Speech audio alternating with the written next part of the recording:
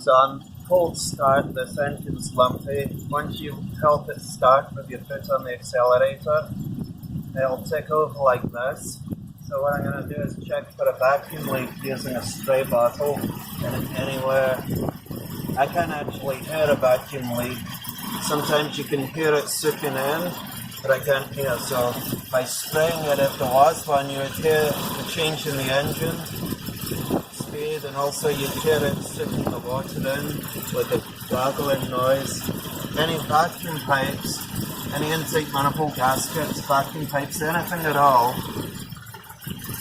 even the brake booster, anywhere where you think there may be an air leak.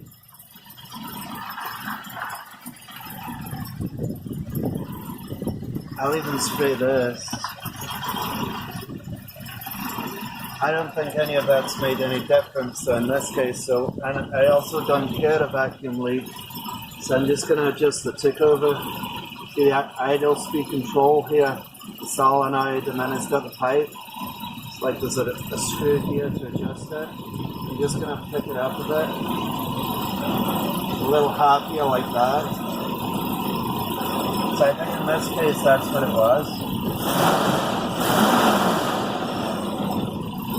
That's right.